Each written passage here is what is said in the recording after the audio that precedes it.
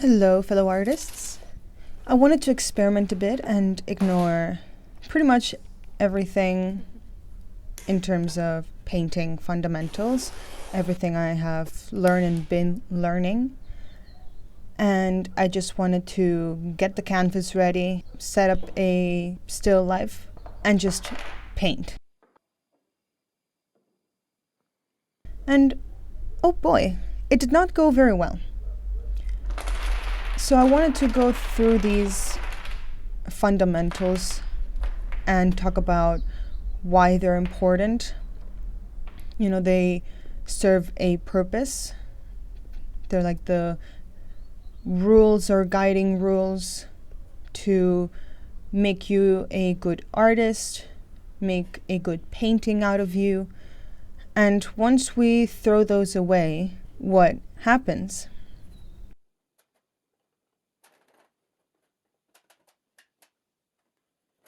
Let's talk about the 8 foundations of painting.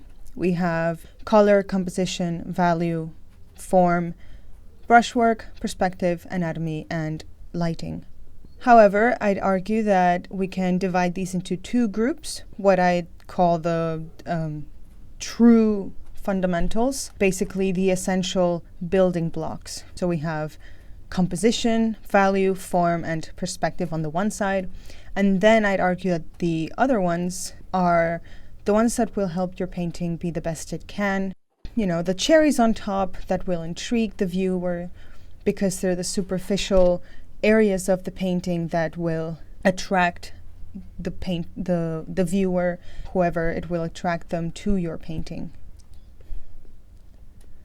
So what happens when we do not implement these foundations or fundamentals or building blocks, or go about them wrong, meaning we're not necessarily prioritizing the right things, or we don't know what to prioritize, etc.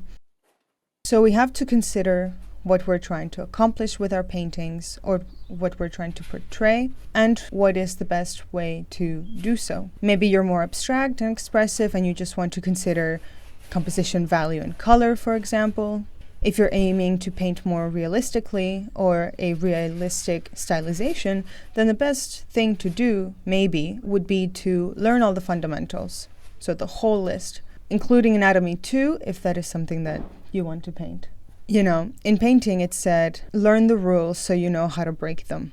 Like Picasso. Through his early painting career when he was a teenager or so, he learned all of these fundamentals. He painted very academically. And then, as we know, years later, he started to break those until he reached the level of cubism that we know today. So now, in terms of my painting, I'm going to tell you what happened with this ugly thing, this terrible painting process. And it just snowballed with just one wrong thing after another one. First of all, I've never done this type of thing, never had so many shapes or forms like this to paint, much less from life, a still life like this. So I didn't really know where to start. You kind of get lost. I didn't know what direction to take or follow when I was trying to ignore all of these fundamentals. And in this case, it would be the composition. Essentially, I got overwhelmed. I tried to keep it cool and just start with some of the darkest colors, and somehow, I don't know, I just jumped into the yellows and lighter colors without finishing painting all of the darker ones. So it was quite chaotic. As a result of not doing any planning, I got a lot of these disproportionate shapes all around, and the perspective was also wrong. Like some shapes should have been a little bit more forward, some more backward. And another thing that really helped mess up the whole thing was starting with a palette knife. I did this deliberately so that I could just push and pull the paint. So when I did choose a smaller brushes after the big brush, it was already too late because there was already a lot of paint there. So I had to scrape off a lot of areas because of the thick paint, and I couldn't mix the paint well. So I'm going to break it down in terms of all of the fundamentals. I just gave you a little brief on the big things that happened, but when we talk about the specific things, you'll see it more clearly. So in terms of composition, I mentioned just started painting. I didn't do any underpainting. I didn't place down the shapes in the correct area of the canvas, or in the composition already failed from the beginning. I tried to sort of create a path for myself, and then I just got overwhelmed and lost in there. So you see a lot of big shapes, small shapes that shouldn't be that much different because there's not that much depth or change in within the foregrounds or grounds. So in terms of value, I just went directly with the main colors pretty much almost out of the tube. If there was a block of blue, then I just paint with a palette knife blue. I didn't really paint the cube. So then, because I didn't really plan the size or the shape or anything, I just had blobs of paint around the canvas. And I figured, oh, well, with the brush afterwards, I'll try to shape them up a little bit better. But that did not go well, as you see. So this also ties in with form. Because at the center everything was just big blobs of paint, no true planning from the beginning, I had to start shaping things up in a way that I did not like, because there was already a lot of thick paint under, and the forms were just very blotchy, which ties into the values, because if one plane of the cube was in light, it kept getting too dark or not the right color because of what was under or what was around the sides. A lot of it became very muddy, a lot of it became very similar in values. A lot of the forms got lost because they were a lot closer than they should have been, because of the composition, because of the lack of perspective from the get-go. So that already touches on perspective, not considering very well the foreground, midground, and background. And then we go on to the color, which I briefly mentioned, which the colors had a bad starting point with the paint almost directly out of the tube, just putting it down, and then there was so much paint that trying to get the right color afterwards was a very difficult challenge. Tried to be a bit more expressive with the blues of the shadows, the lighting. I tried to find a way to make it more harmonious, since I was kind of losing the thread at the beginning, but it just did not turn out well. Nothing was as vibrant as I wanted it to be. Like, it was so difficult because after trying to layer things on, everything just became very muddy, very thick and pasty, and it was not layering, or it wasn't going on the canvas as I wanted it to go, especially because of the brushwork, which I already briefly mentioned. But I started with a palette knife, then with a big brush, and then with a smaller brush.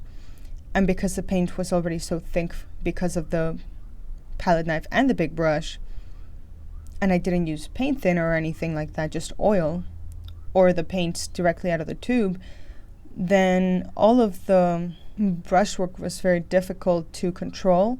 More towards the end, I started to just focus on main shapes that I wanted to stand out more than others, and I thought that was the way to sort of resolve or solve the problem that I had, which was you can barely read what's happening on the canvas. So at least I'll try to get a few of them correctly, be it with color, the shape itself, the shadows, all of that.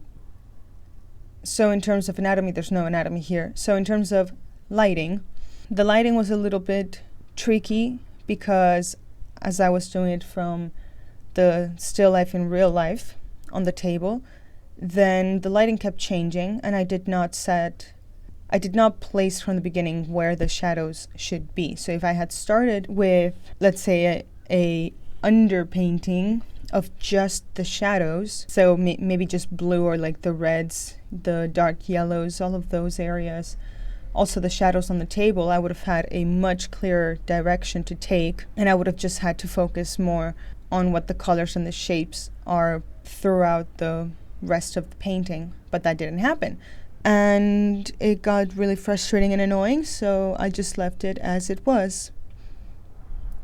There's probably a few more things that I could mention, but essentially these were the problems.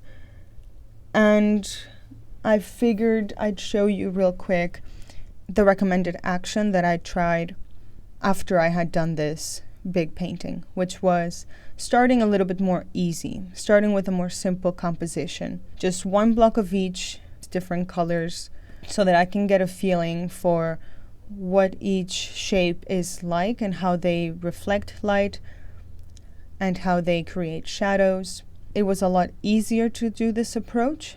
I did the underpainting, so I did a painting sketch, which really helped me lead the rest of the painting.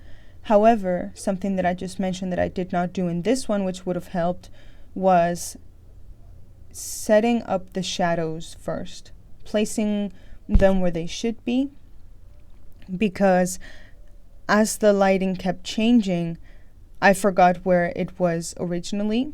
I should have just placed where the shadows should be. So that's my recommended action, is to start more simple and then build it up. Start adding more blocks, start making the composition a little bit more interesting and intricate by maybe grouping certain objects, certain subjects or shapes together. That would be a bit more interesting.